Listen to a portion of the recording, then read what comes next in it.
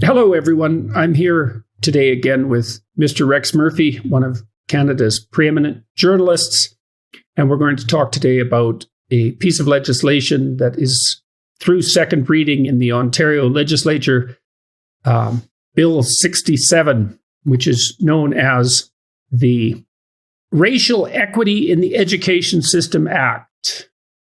And I've made a couple of videos, and Rex has now written a column about this particular piece of legislation. Some other people, like Barbara Kay, have been trying to draw attention to it. And so we're going to talk today a little bit more about it and go into it in more detail and try to alert Canadians to how they should think about the bill, perhaps, and why they might be concerned about it if they're inclined to be concerned about such things. So, Rex, maybe I'll let you start, and then maybe we can address some of the specifics of the bill. Well, to begin with, the Bill 67, as in your previous two podcasts, your own individual one and then the group, you do point out the very obvious thing that you're introducing into the entire educational system of a province. What is an ideology? There's no need to walk around these words.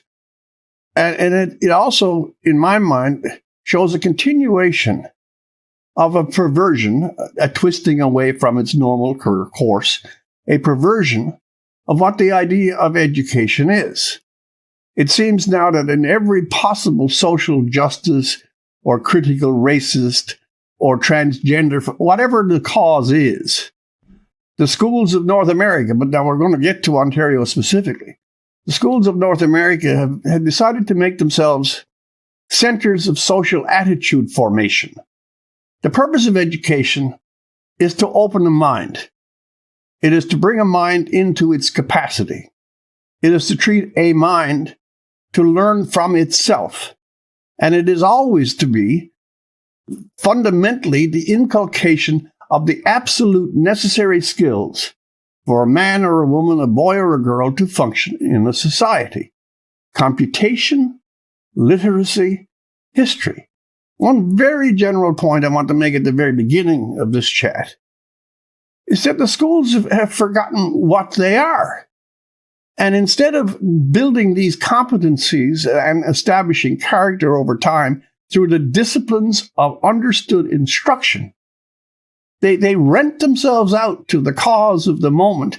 And worse than that, in the case of critical race theory in particular, and this new bill in Ontario, they put adhesion tape on themselves, and they make the exterior or ulterior possibilities of education, we shouldn't be racists, the absolute core of their function and being. Let me give you a parallel. When I was at CBC about 8 or 9 years ago, CBC, for the benefit of audience outside of Canada, is a television and radio communication service. It's a national broadcast service. And its main concern is first the news and then the idea of the nation. However, in CBC, and it was established in written policy, it was put out to all radio and all television programs that our number one objective is diversity. Now, if you're a broadcaster, your number one objective is broadcasting.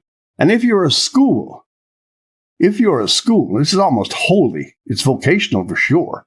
Your number one objective is to build the character and mind of the students within by disciplined instruction in understood courses and nothing to do with pre-planted, and in this particular case, divisive and pernicious ideologies. So why the Ontario government of Doug Ford, which is conservative, has latched on to an American-inspired ideological and hard left movement and made it a central dynamic of the entire educational network. I've watched your videos. This is insane. And when parents learn that their schools are no longer making their lives better through better reading and better teaching. By the way, whenever has a school board in Ontario put out one of those wonderful bulletins advising them, how much our students have tuned into poetry, how much our students are now really alive with the spirit of mathematics. No, it's all environment, it's racism, it's identity politics, it's sexual politics.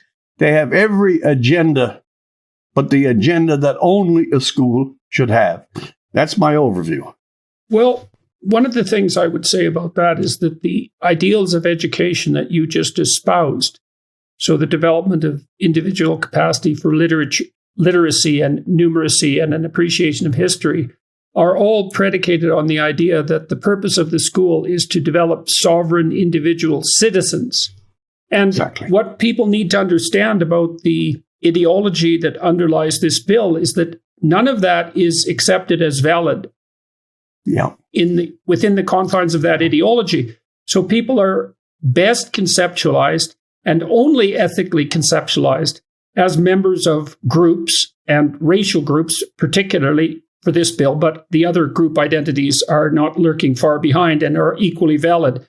And the entire purpose of the education system is to teach people that group identity is paramount and that moral people do nothing but strive to reduce all perceived inequalities between all perceived groups. And so it's fundamentally anti-individualist. And so the people, and I don't believe this is an overstatement, the people who wrote that bill would regard your view of education as racist because it doesn't give racial categories epistemological, philosophical priority. And so we might take a look at some of the details of the bill because the details matter. And so, for example, we could say, if you're racist, so this is the part of the bill that deals with 1 subsection 1(1), racism means the use of socially constructed ideas of race. And so you have to accept that to begin with, that there's an attempt there to insist that the theories of social constructionism are going to be paramount. We can get to that later. To justify or support, whether consciously or unconsciously, subconsciously, the notion that one race is superior to another. Okay, so we could focus just on that, which is like 1/100th of the bill. So now, if I believe that you're subconsciously racist, then that constitutes, well, that's the question. What does that constitute? Something to be worked against. Now, you're racist if you're subconsciously racist. Now, the question is, well, what does it mean to be subconsciously racist? And then the next question is, well, who gets to decide if you're subconsciously racist and what does that mean?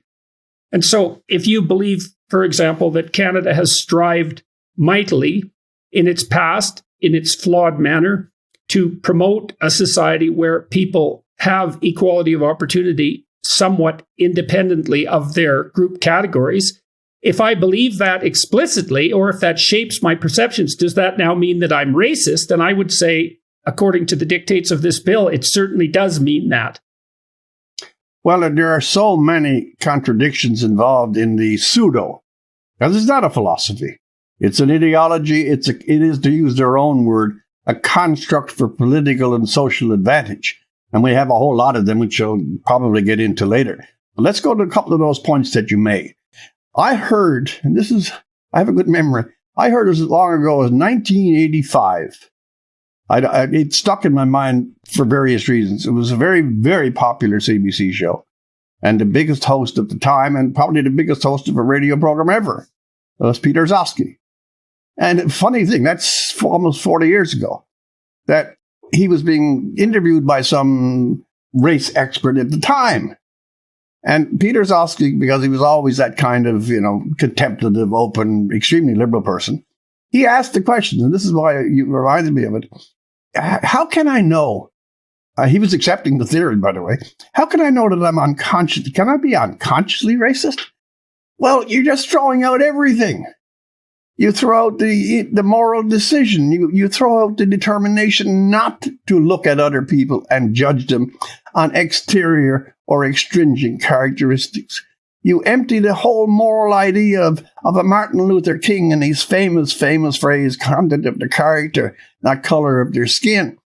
You also, this is amazing, that an educational institution, a school board or a department of education, could allow this slippery concept of unconscious bias, which by definition is ineffable is unreachable, is untestable. If you don't know you're unconsciously biased, how in the hell does someone else looking at you, forgetting your external characteristics and your external actions, determine, on the basis of my scaffolding of a philosophy, I know you are. And then you could turn the question around. I often wonder about these wonderful anti-bias trainings that teachers and poor people in corporations, and the CBC in particular, drag their employees off to anti-bias. I always want to know, if the person up in the front of the class of that kind, how do we know that she's not biased? If she's going to peddle this tripe, Jordan, it really is. When do we get so childish that we accept these things? Those explicit training programs, too, by definition, can't address implicit bias, because the only way you can address implicit bias is by mass practice and repetitive training. And so even by the dictates of the theory itself, the proposed mechanism of remediation is impossible. And so here's another clause from the bill. If, in the opinion of the minister, a report submitted under subsection 1 indicates that the board's new teacher induction program does not include anti-racism and racial equity training, the minister shall inform the board of that fact and shall direct the board to further develop its anti-racism accountability program. And so what this means essentially is that all new teachers are going to be required to accept the doctrines of anti-racism, this anti-racism movement, let's say, and that's not the same as non-racism, right? No, it's not. So the idea that you're non-racist, for example, if you strive not to let a priori judgments about skin color, for example, you treat everyone the same. That's not good enough. Even your intent to treat, it's not good enough. You have to be an activist in the anti-racism training movement to be a qualified teacher, or the minister has to take action. And it means you have to accept the equity doctrine, which is that all differences in outcome are a consequence of systemic racism, right? System-wide, and that if you don't accept that, well, then you're also racist. And so I should point out that this doctrine is so extreme that moderate leftists in the US reject it out of hand. Well, again, on the very, very last point, that's also extremely interesting in the politics of Canada. You've had revolts at school board. You've had school board members tossed out because either surreptitiously or silently, they slyly brought anti-racism, critical race theory into every aspect of the curriculum. And when the parents started seeing some of these bulletins, or the word came out, they went to the school board. Luden is the most famous example, and said, "What in the hell are you doing?" In fact, one parent got arrested for protesting some of the books that these were passing out to kindergarten to grade 5 on various sexual and exotic practices. That's the first thing. The second thing is the authoritarian nature of this. You just mentioned that. The teachers have to demonstrate, have to display, have to prove by our standards, by our arbitrary and unfounded assertions, that you're not in coincidence with our range of thought. Well, I took an education course a long while ago, and the purpose of an education degree was to get competence in the idea of instruction, and in any good one, to also have a particular discipline or two in which you really learn the discipline so that you could pass it on. When did these external things, must you now show, by the way, that you're in favor of carbon tax if you're going to be a teacher? There's no difference. Where did the teachers' profession and the teachers' unions, which are strong in every other way, where are they looking back at these anti-racist experts and saying, who are you to change the professional idea and the professional qualifications of certified teachers? And where are the teachers themselves? If the teachers have value, it is that they seek truth, that they give to their students the appetite for truth, that they do not submit to forced ideas and indoctrination. And if you're educated, and that's what a teacher is, then he or she looks at this particular thing and says, if you say the cause is good, then we can do anything. We can change the thing. We can enter every aspect of this curriculum. We can impose on you that you have this set of ideas. Jordan, I'm serious. I really am. I do not know how we've become so complicit, how we accept second-rate so-called theories, hard left politics pushing in to every domain of cardinal civil life. And here you have it in Ontario, because it's a scandal. If you want to call yourself a conservative government, I don't care if you are or not, but if you call yourself conservative, why are you embracing one of the wilder theories now getting completely trashed in the country where it began, i.e. the United States? This is bizarre. Well, so here's another one. This episode was brought to you by Crowd Health. We all know how bad healthcare is in the U.S. It's insanely expensive. Last year, 250,000 Americans went bankrupt due to medical costs despite having insurance. That's why more and more Americans are resorting to crowdfunding.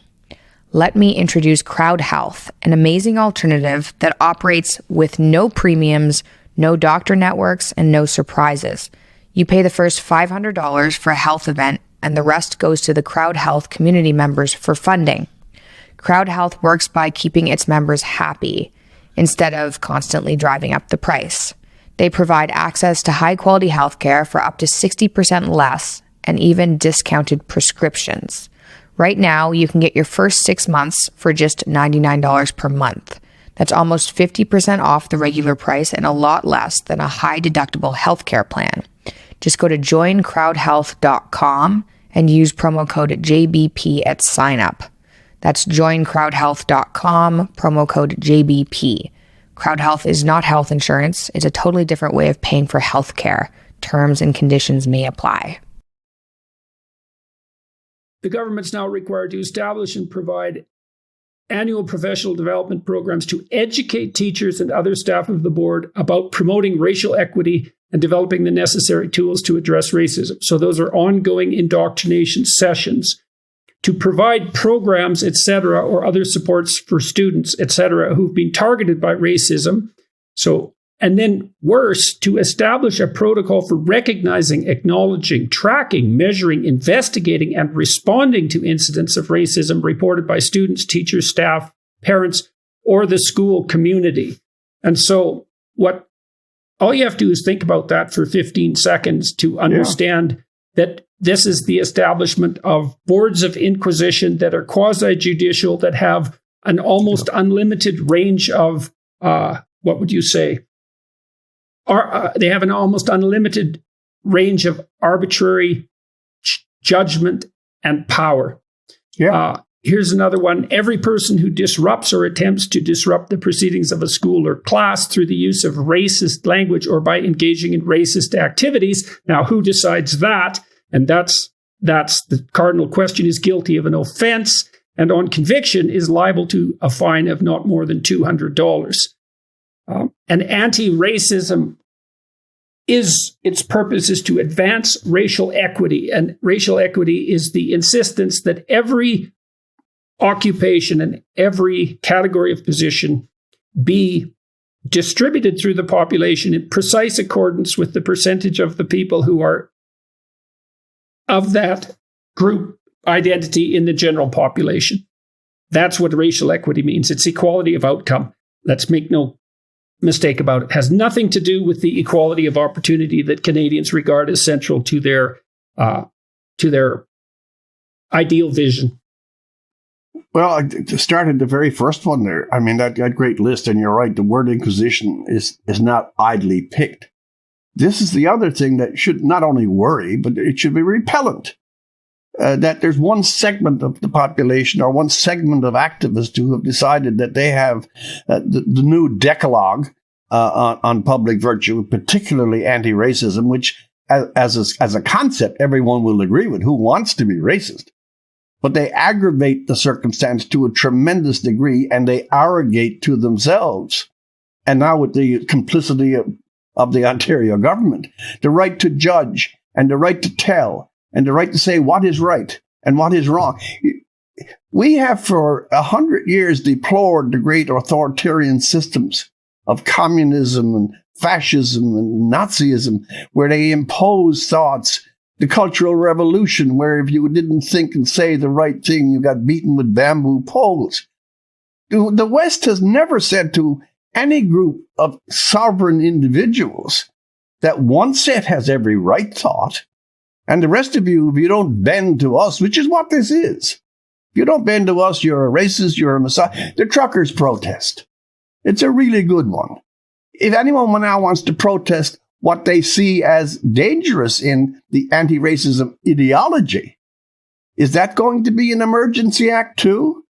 Are there certain sets of liberal thoughts that are so special that they completely eviscerate the entire concept of civil liberties, free speech, intellectual challenge, and authority? Let me give you a little quote to understand that this thing is not isolate, and it doesn't come just from the activist groups. It's only back in last May when Mr. Trudeau was talking about certain things, and he was talking about, the nature of Canadian institutions.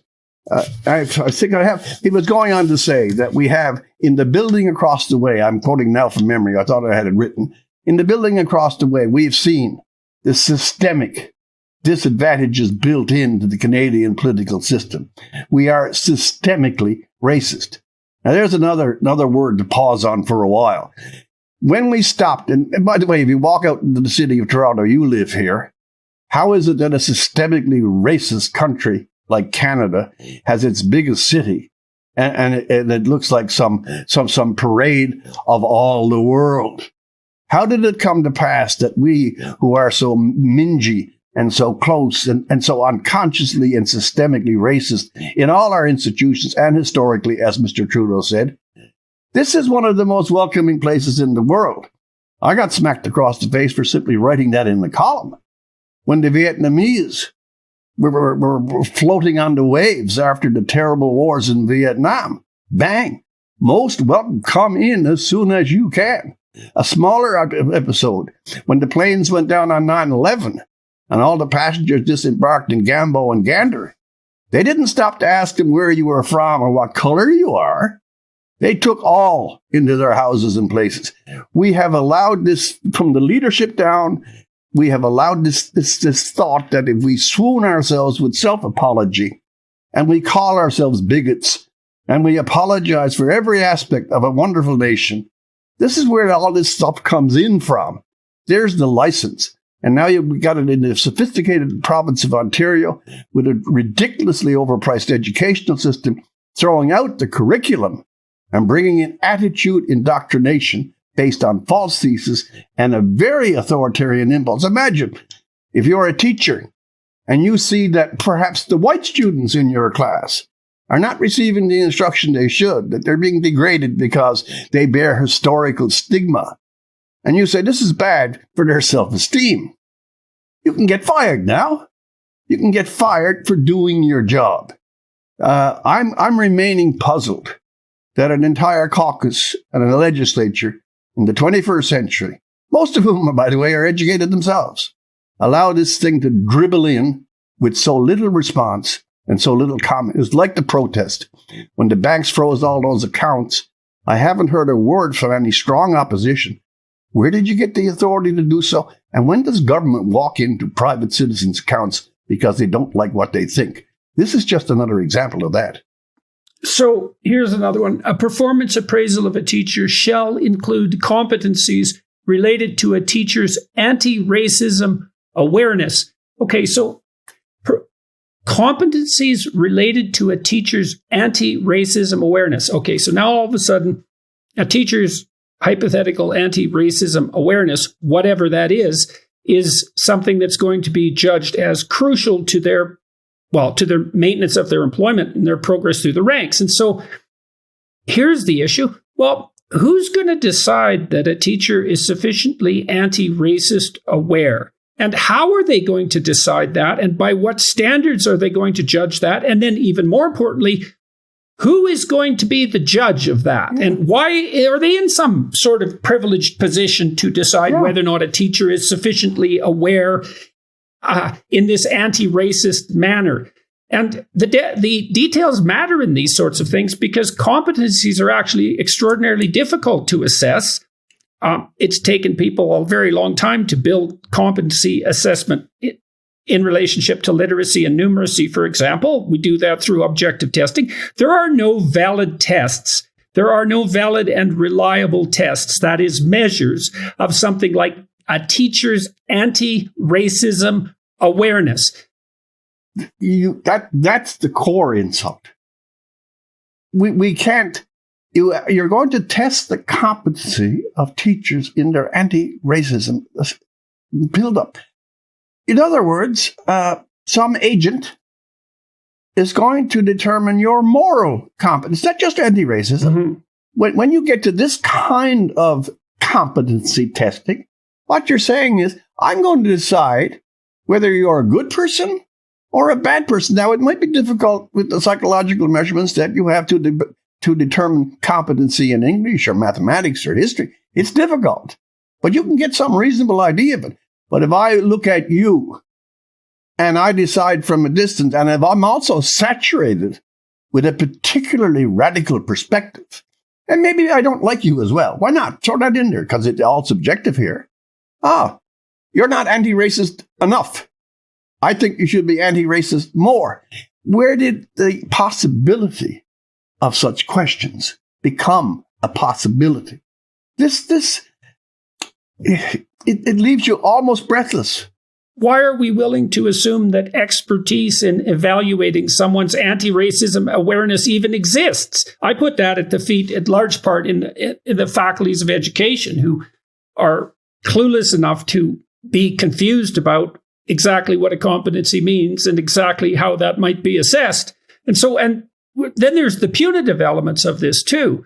So there are disciplinary measures described within the framework in response to racism. And remember, this is racism that can be unconscious, and it's very difficult to decide when exactly that happens. Invisible. And it's racism that's defined as the absence of an anti-racist doctrine as well. And so now it can be punished as well. And so then you have to ask yourself, well, who are going to flock to the boards that adjudicate sufficient racism, anti-racism awareness, and who's going to set themselves up as judge and punishers? And the answer is the people you least want to ever do that. And this is outside of any judicial framework, by the way. Oh, absolutely. They'd never do it. Let me just tell you, you already know this. Who's going to judge? I'll tell you who are going to judge. The school boards are going to judge. Let me give you a most recent example. The biggest school board in Canada, I assume, the Ontario School Board, one of the most highly paid students in Ontario, I think, are something like $12,000 and $15,000 a student. Well, let me give you an example of their anti-racist. This is specific. This is real. This is news reported. There was a young girl, I think she was 12 or 13 at the time, in Afghanistan. All of the things that were going on, anyway, you know all about them. Anyway, she got captured by ISIS. She was captured as a young girl. She was put into sex slavery. She was passed around. You can imagine the brutalizations of an orphaned girl in that circumstance. By some supernal effort of will or luck or both, she escapes the damn camp. She escapes the rape of herself by numerous ISIS figures. She then becomes, again, it's an amazing story. She becomes a spokesperson for especially young girls in war conflicts and in those terrible, genuinely terrible circumstances. And by the time she's 15 or 16, I haven't got the details precise, she wins. This girl who was captured and tortured and mutilated and raped, she wins the Nobel Prize. This is better than Nelson Mandela, better than Mother Teresa. She wins the Nobel Prize and she becomes a voice. An Afghanistan girl becomes a voice for the fundamental dignities and liberties of all young girls everywhere. And now we jump. The Toronto School Board had some sort of symposium where they would invite special speakers. And they were lucky enough to receive the Nobel Prize-winning Afghanistan girl. This is only 2 or 3 weeks ago. However, the equity committees of that little board, they decided that this would not be a good idea to bring this one into one of their reading gatherings because her presence might excite Islamophobia. When you get into this game of anti-this and anti-that and phobia this and phobia that and everything is racist, you get to such a ludicrous point that one of the most spiritually honorable and physically brave human beings is a young girl with a Nobel Prize, and your pure school board says, I don't know if we should bring her in. She might have a bad influence on our young people. This is where anti-racism goes. It's a different story, but it's the same idea. It's the same ethos, and that's what I protest against. The Toronto School Board's legislation right now is just one more installment of so many idiocies that have been coming across, such as this male who's out there now winning every female swimming championship in the world, and no one wants to very few want to stand up and say, this is absurd and insulting.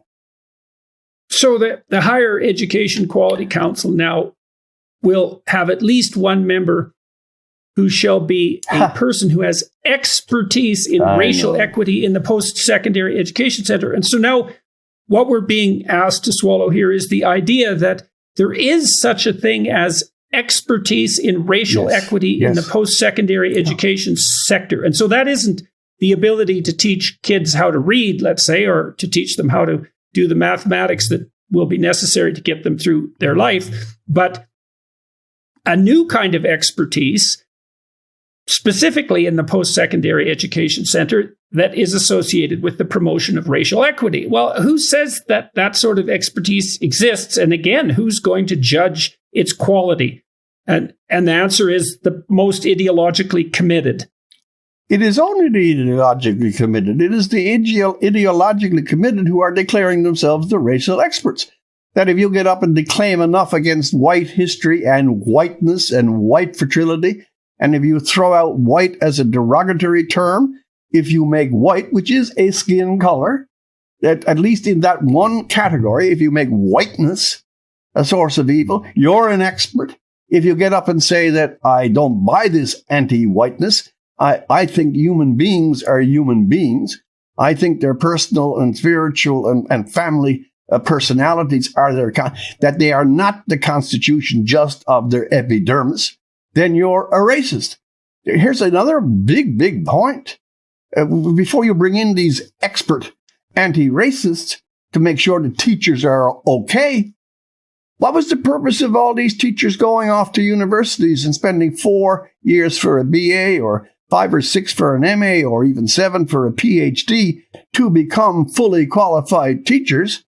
And then some amateur self-appointed activist wanders in from some street to have a size up and say, oh, by the way, your 7 years of this and your 10 years of experience in actual teaching, the teaching of subjects that are in the educational curriculum, that doesn't qualify you. Here's what's going to qualify you. If you're sufficiently genuflective of my attitudes, of my untrained ability to assess your moral character, no one has the right to judge another person's soul. We've known that for 2,000 years or more. And when you get down to it, you can use the current terms, the anti-racism and all this, when people are judging other people as being insufficiently moral and inadequately moral to their standards, I mean, this is an abandonment of reason.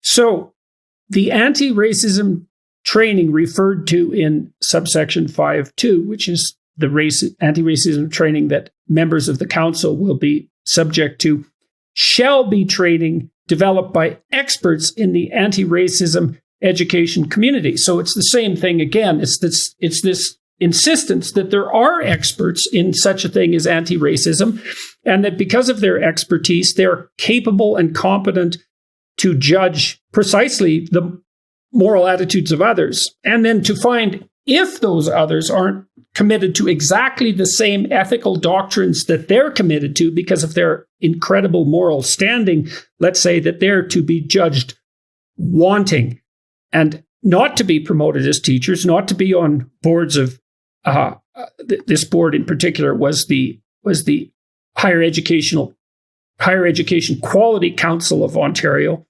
etc. And so you ask yourself again, well, who would take it upon themselves to be the judge of such things, and also to claim that they have measurement instruments that are sufficiently sophisticated to assess even unconscious racial bias, maybe even the unconscious racial bias that people are striving to overcome to the degree that it exists. So it's obsessional. Again, we're in a period, we have been for 10, 15, 20 years, in which these, I'll call them this, these ancillary concerns. There was a period in human history, and it's not very long ago, when you had the extremes, the absolute extremes of bigotry. There were periods, the Irish, we can go all through, we can go back 2,000 years. But no one wants to admit, and this is what I find personally puzzling, that let's say our own country, Canada, whatever the flaws, and they were many and they were deep. But do you honestly believe that the general attitude of the Canadian population in 2021 on these various particular topics is not an immense improvement over the historical standards of going back 50, 100, 200, 250? There has been a great emergence. We have had programs now for 30 years of affirmative action. We have had apologies that were put out by the entire legislature of Canada itself. We have had self-scrutiny. We have had commissions. And we have made racism, real racism, okay? We've made that one of the most savage taboos that we know. 60 years ago, you could make jokes about Jews and get laughed at in all the comedy centers of the world. You wouldn't do it now, and you certainly won't do it about blacks. And you will not do it about ethnic Canadians either, because, A, we don't like the roughness of it. We don't like the implicit kind of snark. But in the majority of cases, I'll insist on this, the majority of ordinary Canadian citizens are explicitly welcoming of others, of those who are different, and they will help. They will help at the slightest impulse. As I said, 9/11 the great boat flotillas from Vietnam. We've turned this on its head. All the efforts to upgrade our moral sensibility, which a lot of Canadians have done over the generations. Everyone is a product of their time. But why do people from 50 or 60 countries come to Canada if it is, as Mr. Trudeau, and again, understand that the leadership taking this point really licenses these kinds of activities, goes on about being systemically racist and genocidal. The attitude of the ordinary major Canadian who's not into some professional anti-activist bunch. I like to help. If you're in trouble, I will help you. I am not looking at the color of your face to determine whether you're good or you're bad. And by the way, this also goes two ways. You're not looking at the color of mine to say, well, if you're white, you're not only morally deficit, you must be put into some sort of training class. Listen, we keep saying we're not China, but on the softer elements of it, cultural revolution, thought control. My question back to you for that last list you just gave me. Where does the competence come to in those who are assuming to judge? The left has a certain tendency to assume and to get accepted as assuming that they have infallibility because they scream about moral wrongs. The hypocrisies that go on there, take the environmental movement, are immense. And somehow or other, an entire government listens to this imported and pernicious philosophy and now allows it to dominate the entire curriculum of a province and pass judgment on its teachers and bring in outsiders and its parents. Yeah. Again, some parents I've had, before I even had any contact with you, I've had notices over the summer of some of the bulletins coming out of Halton and Ontario. They're always about either sexual training, induction into the great transgender list. Let me tell you, there's a school in England that I read about just 2 or 3 days ago. It is one of the most expensive private schools in all of England. It's close to $50,000 a student. And parents learned only $50,000 a student. The parents learned, among other things, that they were into the new gender equity. Here's equity pops up yet again. And in that school, and this is not a joke, this is reported, it is print, they were teaching that there were 62 genders. Now, I don't know how the educated mind can allow itself to slip to such ape-like incompetence that at $50,000 a year, a student must accept a thesis that there are 62 human genders. You think that's just a particular example? No, it isn't. It's a symbolic example. It's the same thing with the CRT in Ontario schools. Look, schools teach. I don't know what it is about these ancillary causes that they blot out. I'm back where I began. That they blot out the purpose of education, and in many cases, because it's indoctrination, they nullify it. We need better schools, and we need better instruction in the disciplines that schools are supposed to be teaching.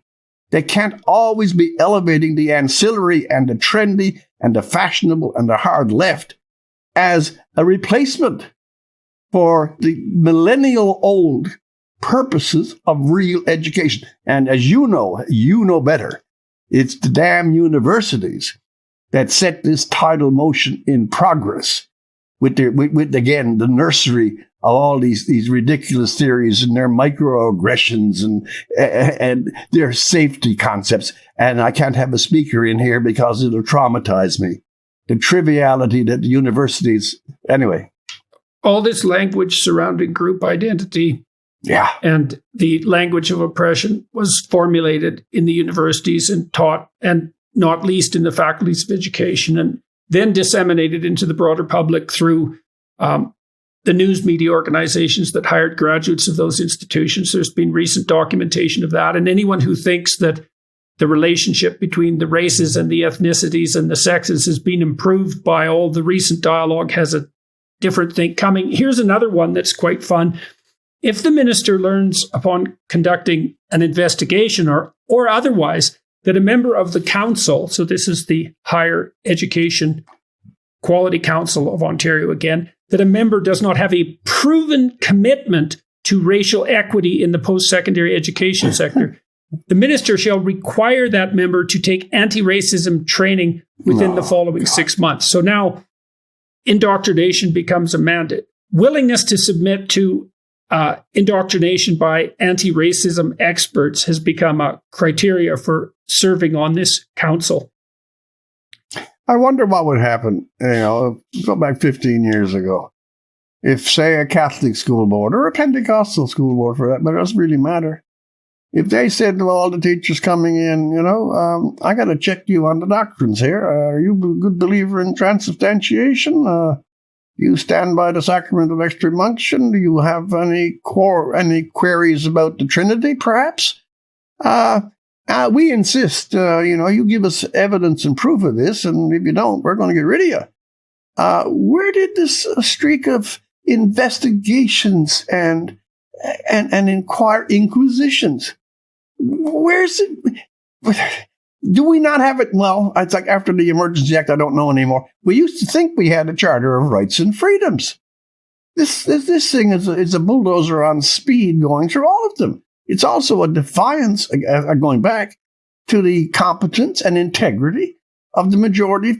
You don't have to prove you're not a racist. This is negative investigation. You can't prove a negative to begin with, but they're going to set up, they're going to give authority to, and they're going to allow them to occupy. This is my biggest thing. They're going to occupy the curriculum. If you're doing this, you're not doing that.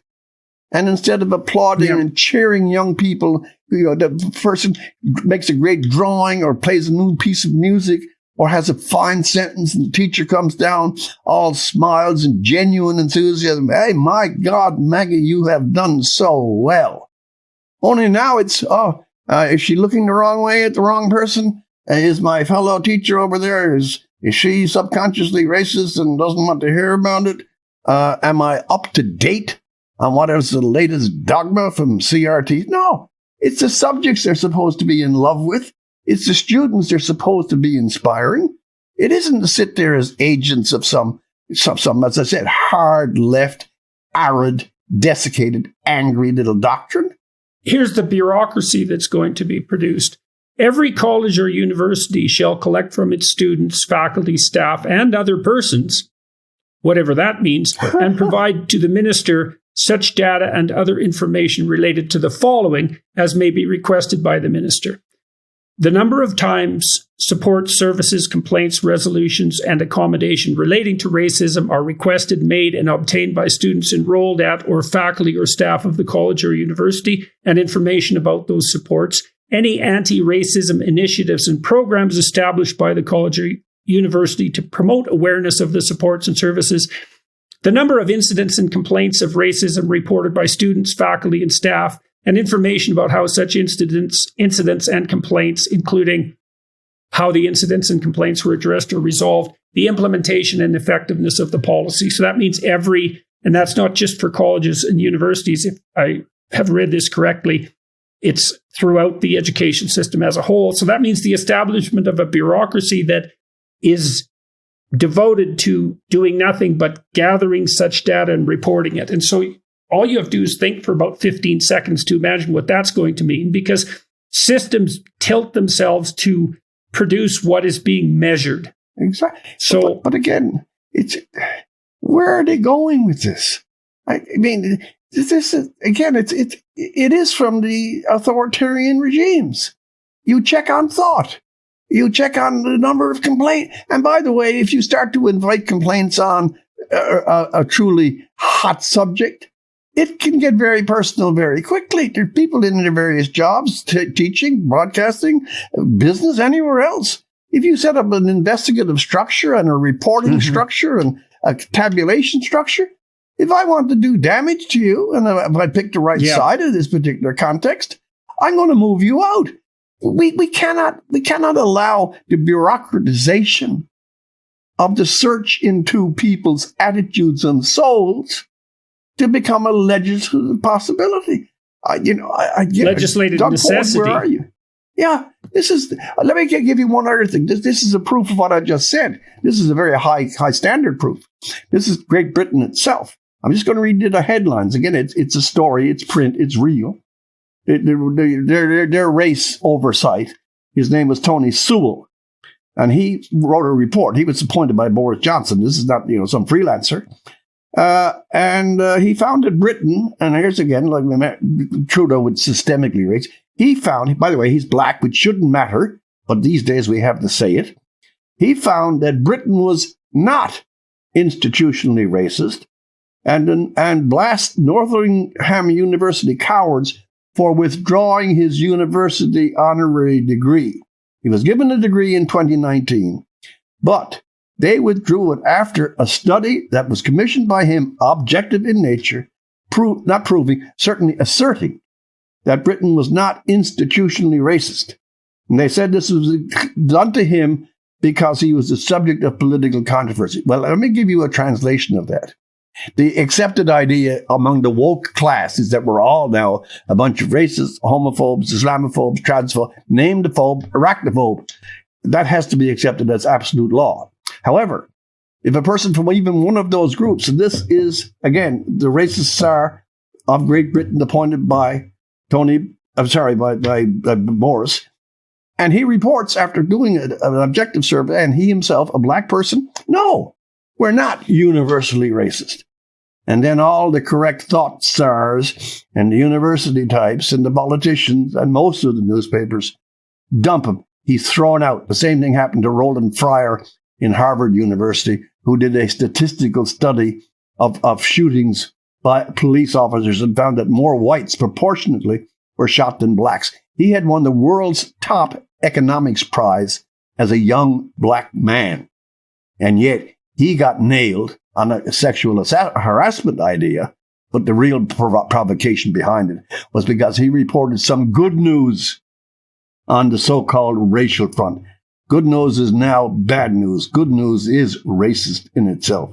There's two people, high stature, high qualifications, both black, both ostracized because they spoke a clear truth against these doctrines. So where are we, Jordan, is my question. I don't know anymore. Maybe we'll close by just reviewing this last section. So this is in schools in general. And one of the subsection alterations here is not that the minister may establish. That's replaced with the wording, the minister shall establish. So this now becomes a requirement that policies and guidelines have to be put in place with respect to promoting racial equity in schools, which must include policies and guidelines respecting training in this racial equity doctrine for all teachers and other staff, resources to support pupils, teachers, and staff who have been targeted by racism, strategies to support pupils, teachers, and staff who witness incidents of racism, resources to support them who have engaged in racist behaviors, procedures. This is really a terrible one. Procedures that allow pupils, teachers, and staff to report incidents of racism safely and in a way that minimizes the possibility of reprisal. So there goes facing your accuser, and there goes the presumption of innocence, and that necessitates the establishment of quasi-judicial boards of inquisition, the use of disciplinary measures within the framework in response to racism, etc., etc., etc. The details that you've outlined here, and again, you've done a closer read, but these are, it sounds rhetorical, but it isn't. These are horrifying. We don't let other people judge other people. And we don't bring in a crowd of self-dedicated, unidimensional, predetermined minds on some particular cause, then to become judiciary, investigator, punisher, publisher of other people. And we're also building the whole idea of an anti-racism curriculum that is this deep and this obsessional, is that you are acceding to the thought that the thousands and thousands of Ontario teachers are morally deficient. They're morally weak. That we have been running a system here, and until we get these new angels of racial purity and start teaching them all about bias and oppression and everything else, that the bunch running our schools are either uneducated or bigots. But again, so here's the thing, that more than I got to keep saying it. Once you make obsessional and pervasive and saturated the concept of critical racial theory and make that the soul of the educational effort, you have displaced the educational effort. You are cheating young people. You are cheating their parents. You are lying to them. I would like to see just 1 month that 8 or 9 Ontario school boards put out something not racist, not about sex, not about transgender, not about environmentalism, but about a damn subject in their schools and how it's getting better. When was the last time that the educational authorities of this province started firing out bulletins saying, boy, are we teaching better than we've ever taught before? Our students are alive with the hunger for knowledge, and they are ecstatic when they find new adventures in thought. Their minds are growing. Their characters are stronger. They love their country. How's that as another one to throw in there? And where instead of this is this alien, perverse, angry, useless doctrine becoming the central, the cardinal impulse and dynamic of a modern educational system. It is terrible. Well, Rex, I think that's probably a good note on which to end this rather pessimistic discussion. Yeah, I hope the Conservatives and the Liberals, the small L Liberal types, Canadians in general, parents in Ontario and in Canada, take the time to actually read through this bill and think about it. And then to try to ask themselves how in the world we got to this place. Yeah, that's the big question. How do we get here? How do we get out of it? Jordan, thank you very much for your time. Thanks for your time, Rex.